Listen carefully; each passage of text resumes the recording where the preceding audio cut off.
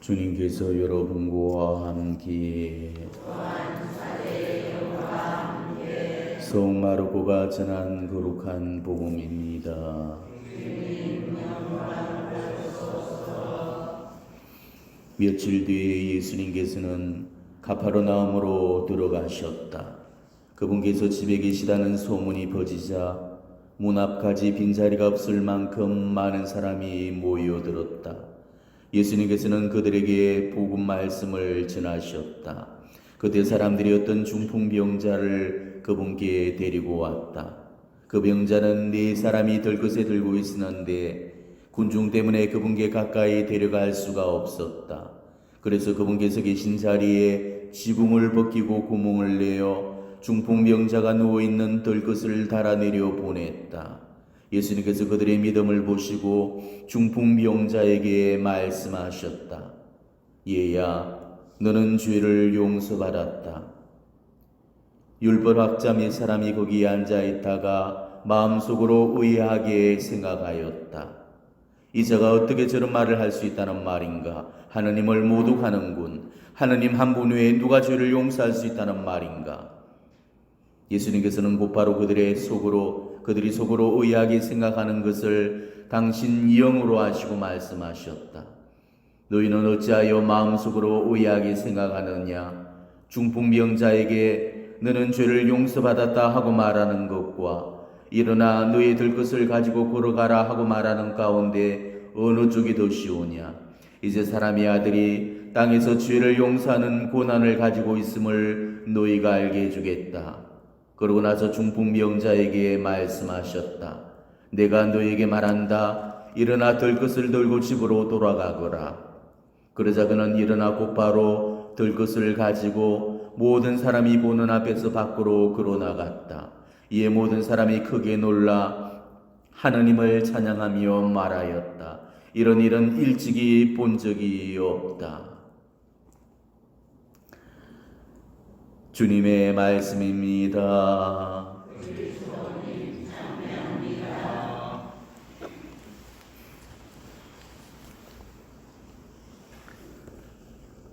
네, 오늘 본 말씀은 중재기도와 합심기도의 중요성에 관해서 알려주는 가르침입니다.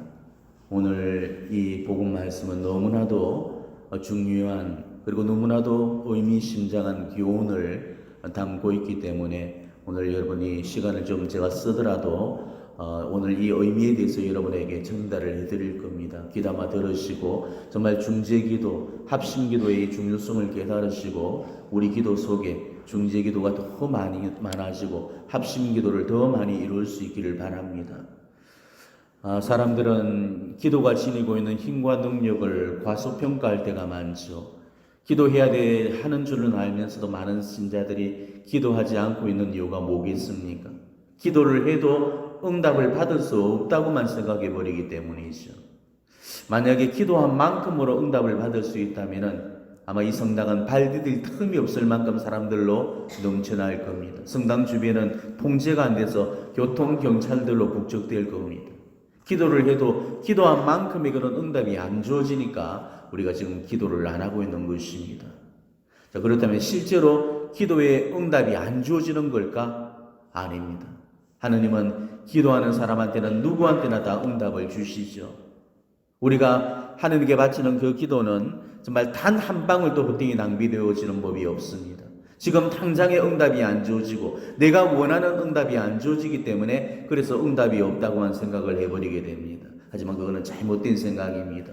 기도의 응답은 내 생각대로 내 방식대로 주어지는 게 아닙니다. 하느님의 은총이라는 것은 하느님께서 원하시는 때에 하느님께서 원하시는 방법으로 주어지게 됩니다. 내가 원했던 답이 아니라서 응답이 아니다라고 생각을 해버린다면 그거는 크게 잘못된 것입니다. 지금까지 하느님은 어떤 식으로든지 내 기도에 응답을 주셨고 지금도 주고 계시죠. 단지 내가 원하는 방식의 응답이 아니라서 그냥 응답이 아니라고 생각을 해버리기 때문입니다. 기도는 절대 실패가 없고 실수가 따르지 않고 부작용이 안 생깁니다. 그래서 내가 기도에서 잘못됐다, 기도에서 피봤다는 사람 지금까지 단 한 사람도 보지를 못했습니다. 기도는 내 힘으로 할 수 없는 불가능한 일들을 가능하게 만들어주죠. 가브리엘 대천사의 말씀처럼 하느님께는 불가능한 일이 없기 때문입니다. 자, 고작 한 사람의 기도의 힘도 그 사람을 바꾸고 그 가정을 변화시킬 만큼의 그런 힘을 가졌다면 두 사람, 세 사람, 네 사람의 그 기도의 힘은 얼마나 더한 힘과 능력을 발휘하겠습니까? 우리는 이 중재 기도가 지닌 그 힘, 합심 기도가 지니고 있는 이 힘을 과소평가하지만은 사실 그 힘과 능력은 우리의 상상을 추월합니다. 오늘 복음이 우리에게 지금 가르치고자 하는 그 가르침도 이거죠. 중재기도, 합심기도의 그 힘과 능력에 관해서 지금 우리에게 주시는 말씀입니다. 오늘 복음으로 들어가서 하나하나를 살펴보도록 하십시다. 자, 오늘 복음은 중풍병자를 치유시킨 기적 이야기죠. 오늘 어느 집에 정말 인산이례를 이룰 만큼의 많은 사람들이 온 집에 있었습니다. 예수님의 소문을 듣고 여기저기서 사람들이 몰려왔고 빈자리 하나 없이 꽉 들어차 있었죠. 사람들은 숨을 죽인 채로 정말 진지하고 엄숙한 분위기 속에서 예수님의 말씀을 듣고 있었습니다. 그런데 일순간 그 분위기를 깨뜨려버리는 아주 황당한 사건이 발생했죠. 예수님께서 말씀을 가르치고 계시는 바로 그 집의 지붕이 갑자기 홀로덩하고 벗겨져 버렸던 것입니다. 사람들이 놀라서 지붕을 쳐다보니까 사람을 눕혀놓은 그 매트리스가 지붕 위에서 쭉 달려져 내려오는 거였죠. 여러분 한번 상상을 해보십시오. 얼마나 황당하고 당황스러웠겠습니까? 천정이 무너지나 싶어서 비명을 질러대는 그런 사람들도 있었을 거고, 석회며 또 나무 골재들이 떨어지는 통에 몸을 피하려다가 서로 부딪히기도 했을 겁니다. 사람들은 모두 술렁거렸고 고요하던 분위기가 일순간 흐트러지면서 아수라장이 되어버렸을 겁니다. 예수님의 말씀을 방해하면서 나타난 바로 이 5명의 친자를 보면서 과연 청중들은 어떤 반응을 보였을까요? 물론 복음에서는 그 청중들 반응이 언급되어 있지는 않지만은 아마 야단을 치고 윽박을 지르고 붕괴하는 아주 험악한 그런 상황들이 연출이 되었을 겁니다. 그렇지만은 예수님은 그렇게 하지를 않으셨죠. 오히려 그 사람들을 바라보면서 기뻐하셨습니다.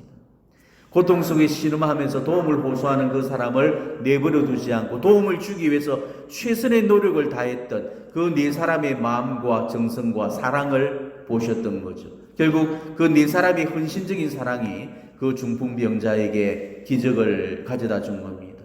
그러니까 여기서는 중풍병자 본인의 의지가 중요한 것이 아니고 병자를 들것에 싣고 왔던 그 사람들의 의지를 보시고 예수님은 치유를 시켜주셨던 것입니다. 이게 오늘 이 복음의 키포인트죠. 예수님께서 치유나 구마를 행하실 때 병자들의 믿음을 보시고 기적을 베푸신 경우도 있지만은 그 병자를 대신해서 청하는 그 사람들의 믿음을 보시고 기적을 베푸시는 경우들도 많았습니다. 그 대표적인 예가 예수님께서 당신 생애에 만났던 가장 큰 믿음의 소유자 두 사람의 경우였죠. 가나안 여인과 백인 대장의 믿음이었습니다. 자, 죽어가는 딸을 살려내기 위해서 개 취급의 모멸까지 견뎌냈던 이 가나안 여인의 믿음과 또 사랑하는 그 종을 살리기 위해서 자기 믿음을 고백했던 로마의 백인 대장의 믿음. 이거는 딸이 성당을 잘 다니고 있어서 잘 다니고 있어서 기적을 베푸신 게 아니었죠. 딸이 기도 생활을 잘해서 기적을 베풀어 준 게 아니었습니다. 종이 착해서 기적을 베풀어 준 것도 아니었고 종이 하느님을 잘 믿었기 때문에 기적을 베풀어 줬던 것도 아니었습니다. 내가 기도해 주는 그 사람이 하느님을 믿든 안 믿든, 내가 기도해 주는 그 사람이 착하든 못됐든, 내가 기도해 주는 그 사람이 냉담을 하든 외인이든 그 사람의 신앙 고백과는 관계없이 지금 그 사람에게 기적을 베풀었다는 거죠. 그러니까 오로지 그 딸의 어머니의 신앙, 그 종의 주인의 믿음을 보시고 기적을 베푸셨다는 거죠. 이게 바로 중재의 기도라는 것입니다. 중풍병자를 들것에 싣고 왔던 그 네 사람이 누군지는 모릅니다. 가족일 수도 있고 친척일 수도 있고 동료나 친구일 수도 있고 아니면 동네 사람이거나 그 집 사정을 딱하게 여기는 사람들일 수도 있을 겁니다. 하지만 그 사람들이 누군지는 그다지 중요한 문제가 아니죠. 진짜로 중요한 사실은 혼자서는 아무것도 할 수 없었던 그 중풍병자가 그 네 사람의 도움을 입어서 예수님을 만나고 기적을 체험했다는 사실입니다. 그들의 노력과 수고가 있었기 때문에 이 중풍병자가 다시 일어설 수 있었던 것이죠. 오늘 우리가 정말 묵상해 봐야 될 그 주제도 이겁니다. 오늘 복음은 중재기도의 중요성을 우리에게 가르쳐주고 있어요. 남을 위해서 대신 기도해주는 이 중재기도의 힘과 능력을 보여주고 있는 것입니다. 네 사람의 중재기도가 죽어가는 한 사람을 회복시켰다는 것을 우리는 다시 한번 명심하셔야 됩니다. 자, 중재기도라는 것은 뭡니까? 남을 위해서 바치는 기도, 이거를 중재기도라고 이야기하죠. 영어로는 intercession이라고 말합니다. 가톨릭에서는 중재 혹은 중개기도라고 그렇게 말을 하죠.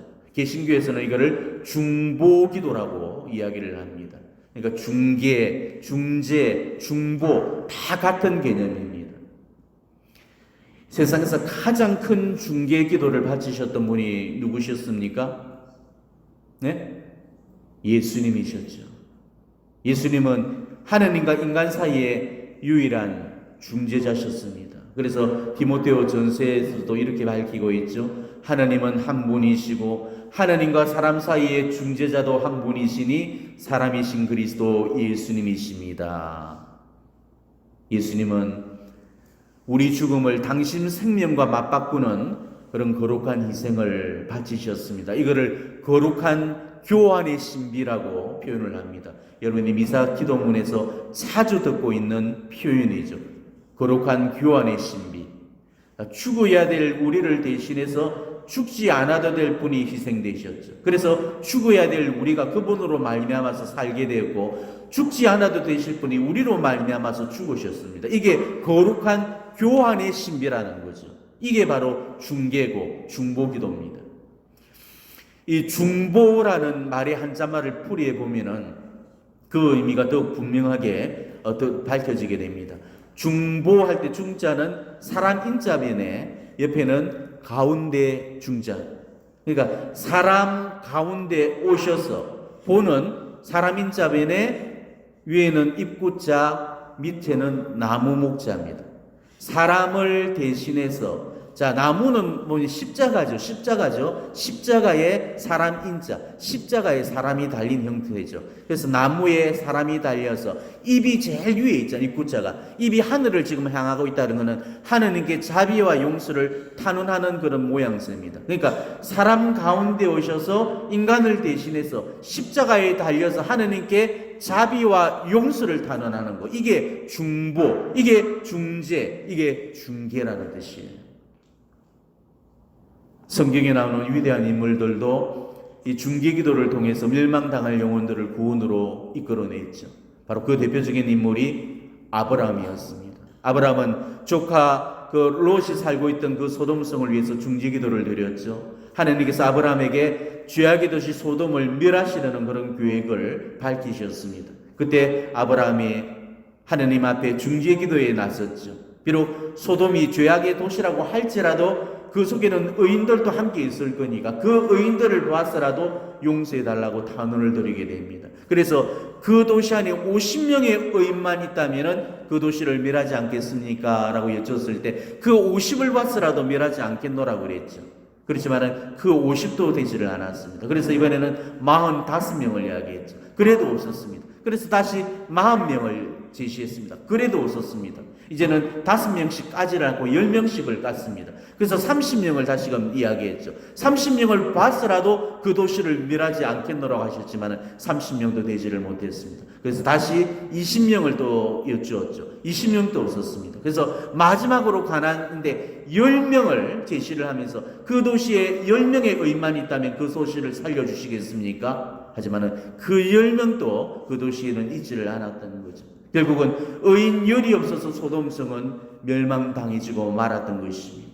그렇지만은 이 소돔성에서 이 조카 롯과 가족 몇몇만큼은 구해낼 수가 있었죠. 그거는 롯이 의롭기 때문이 아니었습니다. 아브라함의 절대적인 중재기도의 힘이었던 것입니다.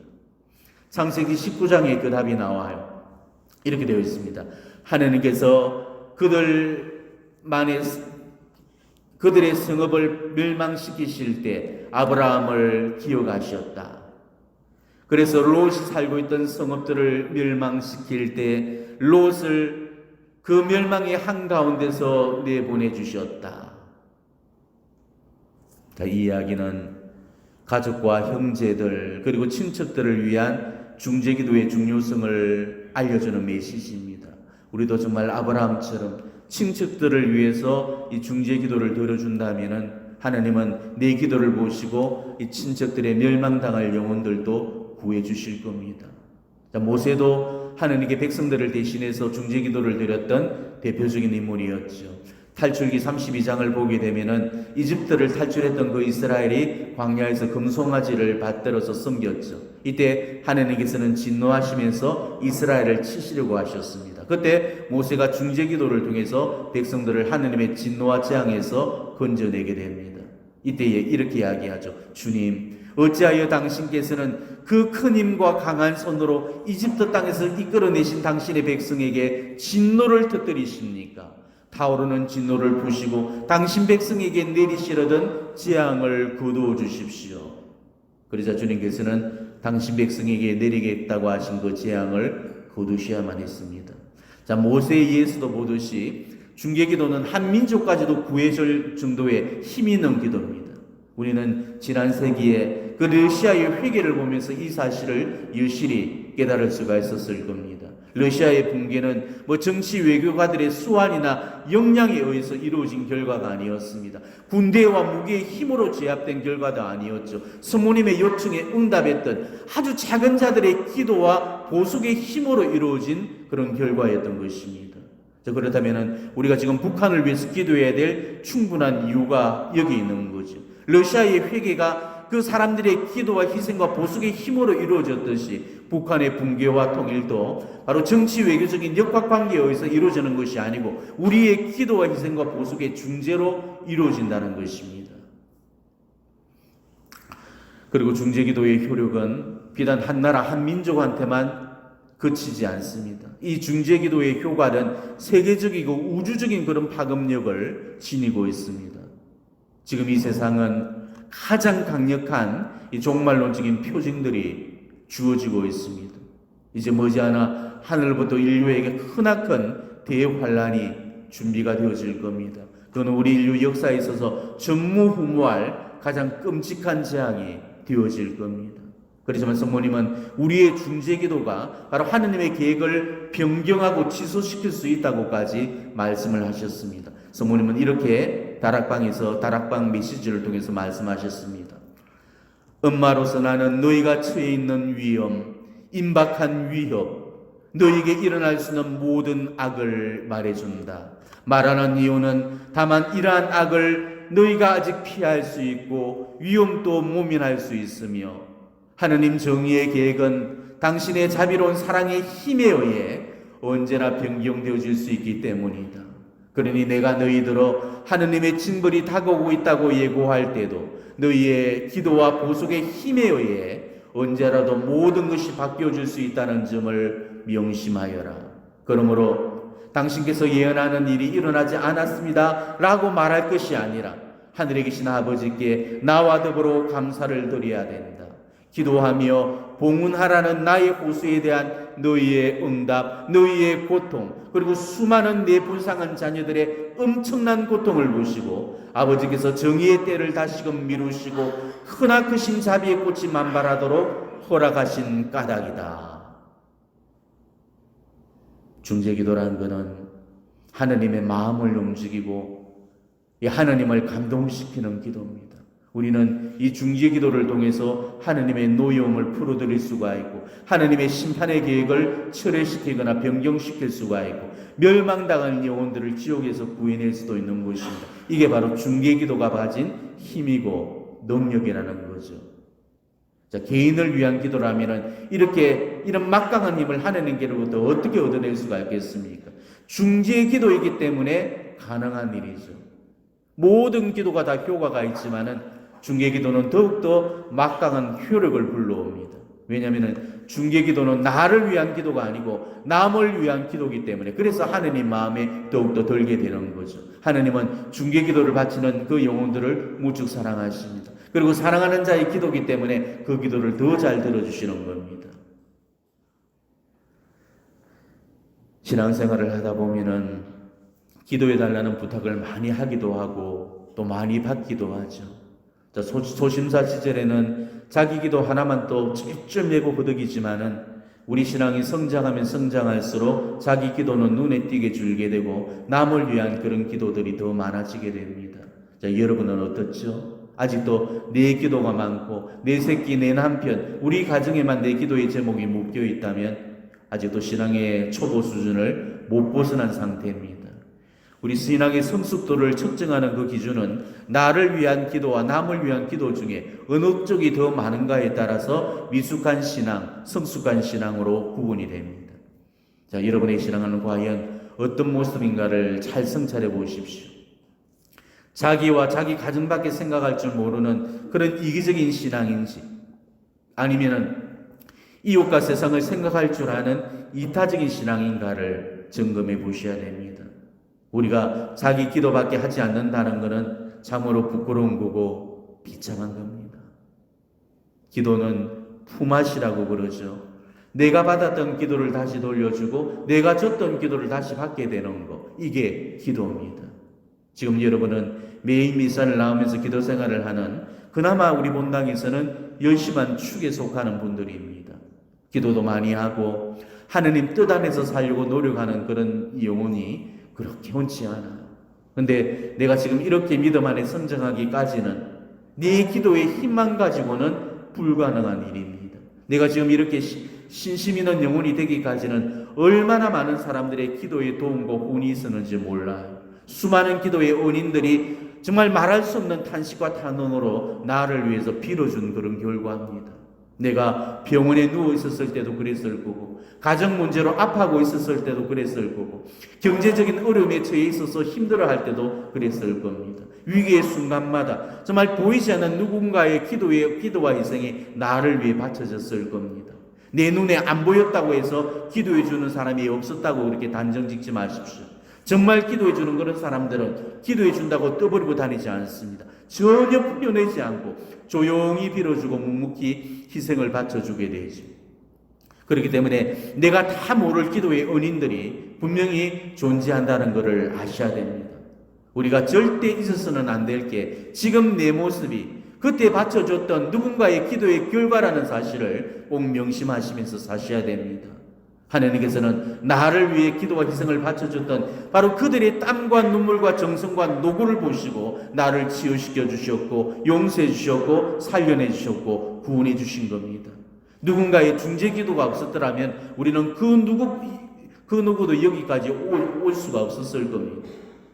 저 역시도 늘 그 사실을 잊어먹지 않으려고 그렇게 무척 노력하면서 살고 있습니다.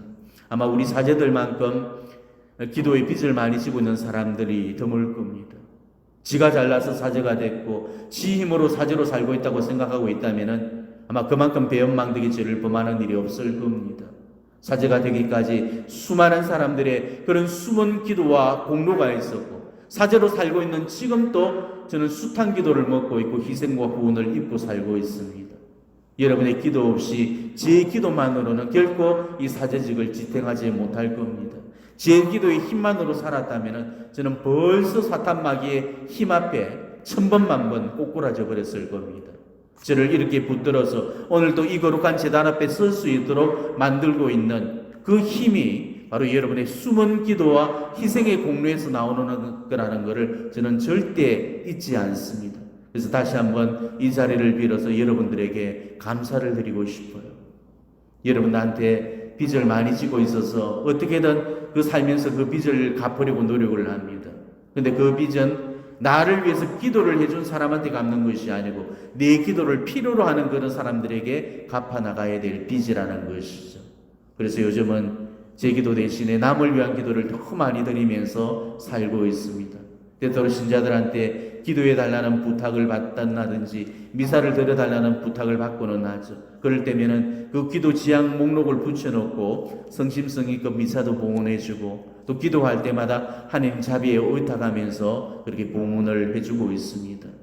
근데 참 신기한 점은 제 자신을 위해서 바치는 그 기도는 응답이 잘 안 이루어지는데 남을 위해서 바치는 그 중재 기도에는 응답이 정말 잘 이루어진다는 사실입니다. 이거는 경험해 보지 않는 사람은 모를 겁니다. 저는 중재 기도의 힘을 너무 강력하게 경험을 했죠. 이거는 한두 가지 경험이 아니었습니다. 저는 지금 10여 년 넘게 매일 새시면 하느님께 자비의 미사를 봉헌해 오고 있습니다. 그리고 그 자비의 미사를 통해서 정말로 엄청난 그런 기적들을 경험을 했습니다. 중재 기도를 통해서 죽어가는 그런 사람들도 살아났고 도저히 불가능한 일들도 기적처럼 가능해졌었고 사제 성소를 잃을 뻔했던 사제들, 신학생들도 여럿이나 회복을 시켰습니다. 심지어는 이런 일도 있었습니다. 제가 어느 날 TV를 봤는데 어떤 연예인이 어린 시절의 그 상처 때문에 어른이 되어서는 끊임없이 그 삶을 힘들어하는 그런 모습을 볼 수 있었죠.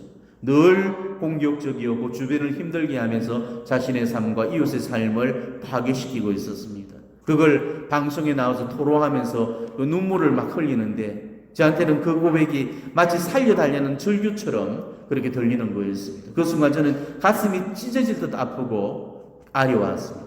그때 저는 바로 무릎을 꿇고 그 영혼을 위해 하나님께 간절히 탄원을 했습니다. 그리고 저 영혼이 지니고 있는 그 상처와 아픔을 치유시켜 달라고 한참을 기도했습니다. 기도하는 내도록 저도 모르게 눈에서 하염없이 눈물이 흘러내렸죠. 그러다가 한참 지나서 다시 그 연예인이 TV에 나왔는데 그렇게 증오와 분노로 이글거리던 그 눈빛이 마치 그 소처럼 선한 눈망울로 변해 있었습니다.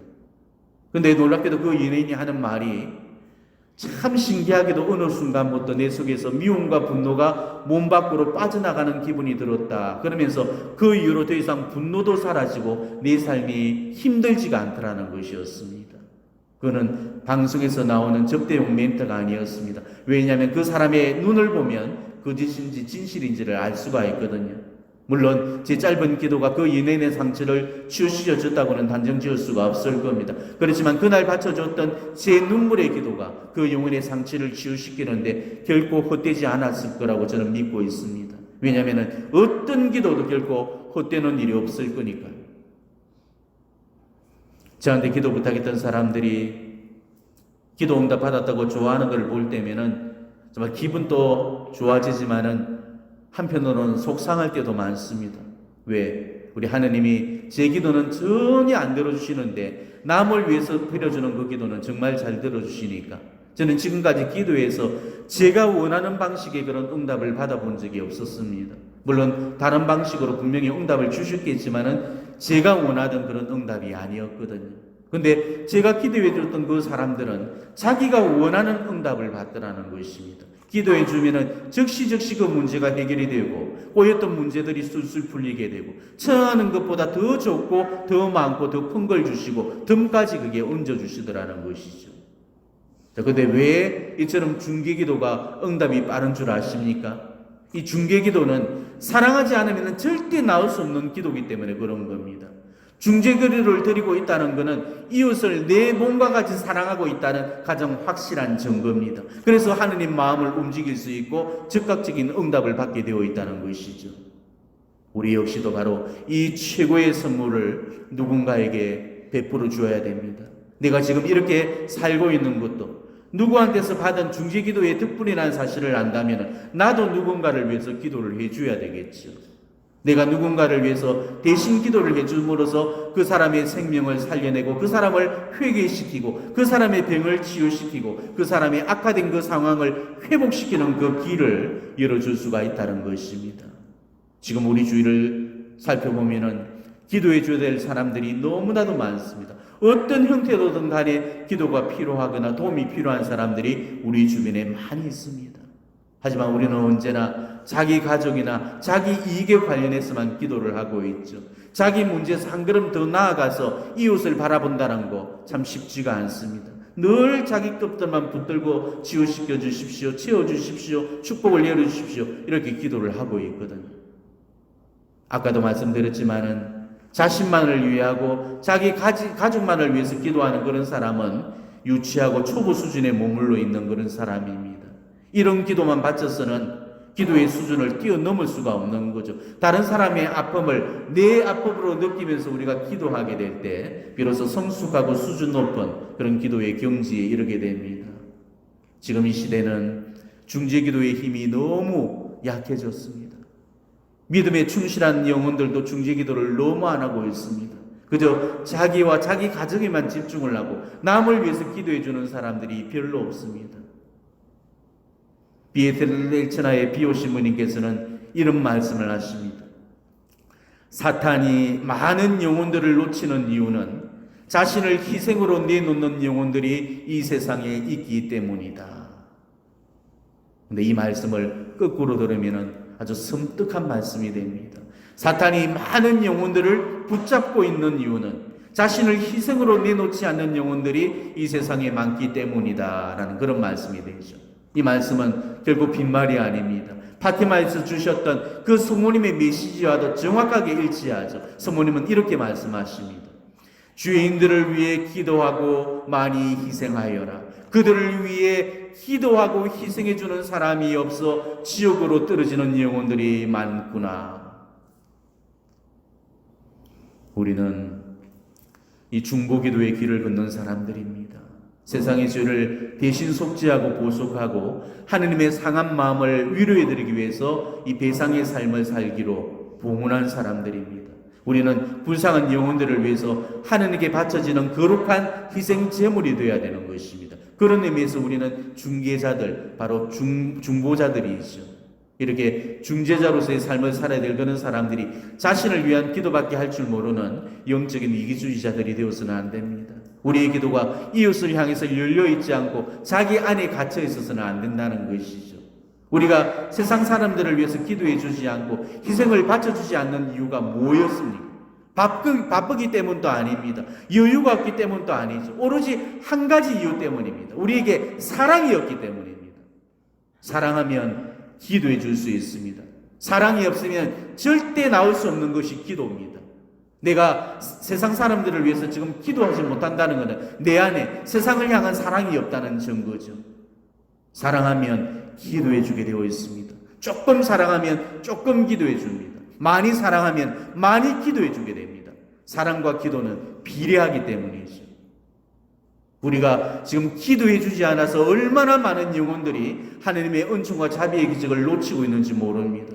사람들을 사랑으로 끌어안고 그들 영혼이 마치 내 영혼인 것처럼 슬퍼하며 우리가 기도를 해준다면 정말 많은 영혼들을 사탄의 수중에서 빼내서 하느님의 품 안으로 되돌려 놓을 수가 있을 겁니다.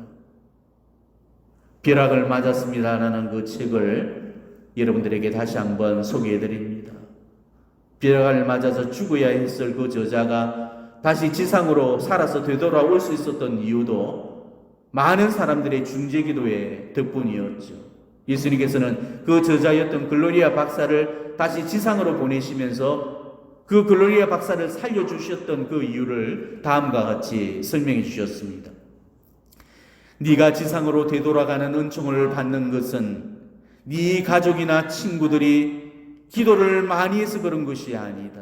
네 가족이나 너를 소중히 여기는 사람들이 너를 위해 기도하며 내게 애원하는 것은 지극히 당연한 일이기 때문이다. 너는 네 혈육이 아닌 사람들, 네 가족이 아닌 사람들의 많은 기도 덕분으로 되돌아갈 수 있게 되었다.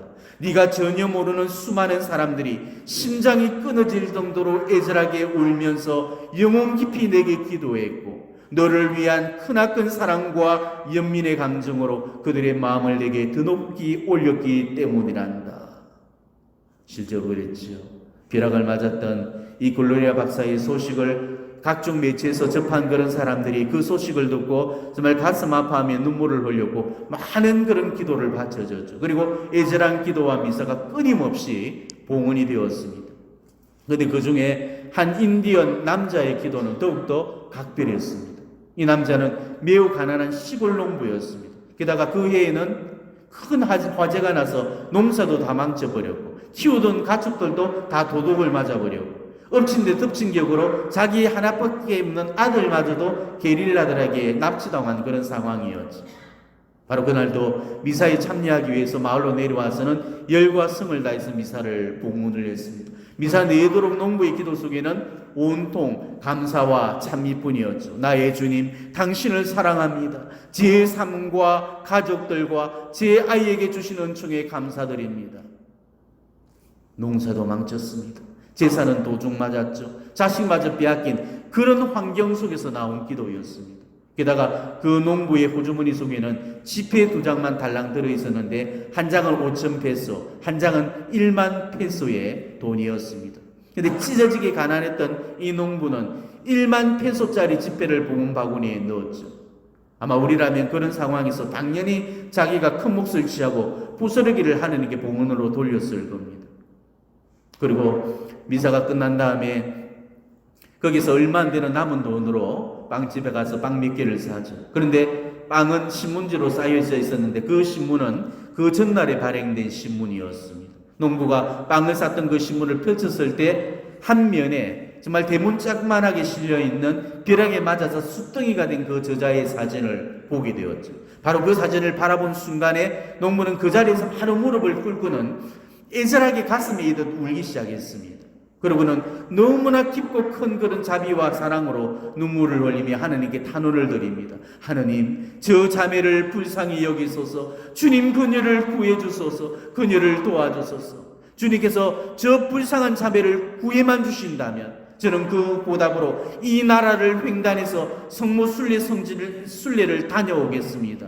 이 약속을 지킬 테이니 그 불쌍한 자매를 꼭 도와주시고 구원해 주소서. 저자가 바로 그 장면을, 그 인디오 남자가 이절이 오면서 하늘에게 탄원하는 그 장면을 저승세계에서 보게 되었죠. 그리고 자기 앞에 타오르고 있던 중재기도의 그 불꽃들 중에 유난히도 크고 밝고 화려한 빛을 발하는 그 불꽃이 바로 그 농부가 바친 그 사랑의 봉헌이었다는 그 사실을 비로소 깨닫게 되었던 것입니다. 중재의 기도가 죽어가는 사람까지 살릴 정도라면은 영혼을 변화시키고 회복시키고 치유시키는 그 일점은 가소로운 일입니다. 중개의 기도는 무너진 사람을 다시금 이렇게 세우게 되어 있습니다. 우리가 건강이 좋지 못한 사람을 위해서 기도해 줄 때 그 사람은 건강을 되찾게 될 것입니다. 정신이 온전치 못한 사람들을 위해 기도해 줄 때 그 사람은 정신을 회복하게 될 것입니다. 영적으로 반듯하게 서지 못한 사람들을 위해 기도해 줄 때 정말로 생명력이 있고 살아있는 그런 건강한 모습으로 반듯하게 서게 될 겁니다. 겸손하지 못한 사람들을 위해 기도해 줄 때 그 사람은 겸손을 배우기 시작할 것입니다. 지혜롭지 못한 사람들을 위해 기도해 줄 때 하나님께로부터 온전한 지혜로 갖추게 될 겁니다. 우리가 미워하는 사람도 기도를 해주게 될 때 미움의 감정을 걷어내고 평화로 채워주게 될 것입니다. 우리는 주위에 있는 이웃들을 위해서 정말로 너무나 많은 일들을 할 수가 있습니다. 그 일은 돈을 들이지 않고도 할 수 있고 따로 시간을 내지 않아도 할 수가 있죠. 그들을 위해서 바로 기도와 희생을 바쳐주는 겁니다. 그러면서 하나님께서 그들의 문제를 해결해 주시고 그들의 필요를 반드시 채워주시게 될 겁니다. 이처럼 중재기도는 우리가 누군가를 위해서 바치는 가장 놀라운 선물이 되어집니다. 중재기도는 모든 기도들 중에 가장 빨리, 가장 확실하게 응답을 받을 수 있는 지름길입니다. 중재기도는 그 영혼을 사랑하지 않고서는 절대 나올 수 없는 기도이기 때문이죠. 그래서 제일 빨리 확실하게 응답을 받을 수 있는 것입니다. 사랑으로 바치는 그 기도에는 하나님께서 반드시 응답을 주시기 때문입니다. 하나님 대전 앞에서 정말 이 중재의 기도가 지니고 있는 그 가치가 얼마나 크고 위대하고 무궁한지 지금 우리로서는 잘 모를 겁니다. 하나님은 이웃을 위한 중재기도 앞에서는 당신이 가지고 계신 모든 은총들을 다 푸십니다. 왜냐하면 중재기도는 하나님을 감동시키는 기도이기 때문에 하나님의 마음을 움직여주는 기도이기 때문에 그런 거죠. 우리가 세상 위에서 할 수 있는 최상의 것은 바로 그들을 위해서 중재기도를 바쳐주는 겁니다. 그러면 하나님께서 그들의 문제를 해결해 주실 거고 그들의 필요를 채워주실 겁니다. 우리는 정말 사랑의 통로가 되어야 되고 축복의 통로가 되어야 되고 영혼들을 살리는 생명의 통로들이 되어야 됩니다. 그렇게 해서 기도와 사랑을 통해서 성령의 역사가 이 세상에 이루어지도록 그렇게 해야 됩니다. 오늘 중풍병자를 살렸던 이 네 사람의 헌신처럼 우리도 서로 힘을 모으고 합심해서 세상과 이웃을 위해서 복을 빌어주는 그런 헌신적인 삶을 살아갔으면 좋겠습니다. 특히 우리 중재기도가 더욱 힘이 실리기 위해서는 반드시 합심기도가 이루어져야 됩니다. 중풍병자를 예수님 앞으로 데려다 놓기 위해서 네 사람의 힘이 합쳐졌다는 사실을 기억하셔야 됩니다. 주님은 분명히 말씀하셨죠. 너희 가운데 두 사람이 이 땅에 마음을 모아 무엇이든 청하면 하늘에 계신 내 아버지께서 이루어 주실 것이다. 두 사람이나 세 사람이라도 내 이름으로 모인 곳에는 나도 함께 있기 때문이다. 자, 두세 사람이 모인 곳에도 함께 해주시겠다면 네 사람, 다섯 사람이 모인 곳에서는 더욱 확실하게 현존해 주실 겁니다. 한 사람의 기도의 힘보다는 두 사람의 기도의 힘이 더 세고, 두 사람의 기도의 힘보다는 세 사람의 기도의 힘이 더 강해지고, 세 사람의 기도의 힘보다는 네 사람의 기도의 힘이 더욱더 막강해지는 것입니다. 그리고 네 사람의 기도의 힘보다는 모든 사람의 마음이 다 합해서 하나가 되어서 간구하고 중지를 할 때 그 간절한 소원은 하느님도 거절하지 못하신다는 거죠. 중풍병자를 예수님 앞으로 데려다 놓은 네 사람처럼 오늘 우리도 함께 협력해서 힘을 모아 어떤 문제를 예수님 앞으로 가져간다면, 그래서 정말 한 가지 마음으로 합심해서 간구를 청한다면 하나님은 우리 기도에도 분명히 응답을 주실 것입니다. 오늘 바로 그런 마음으로 우리의 지향들을 함께 모으도록 하십시오. 무엇보다 영혼을 멸망으로 잃어가고 있는 그런 불쌍한 주인들을 기억하면서 그들의 회개를 지향으로 우리 마음을 모으도록 하십시오. 그래서 우리의 중재 기도를 통해서 수많은 사람들이 하느님의 은혜를 정말 차고 넘치도록 체험할 수 있도록 우리 한 사람 한 사람이 이 세상의 중보자들이 되겠다는 그런 결심을 드리면서 오늘 이 미사를 봉헌해 주시기를 진심으로 축원합니다. 아멘.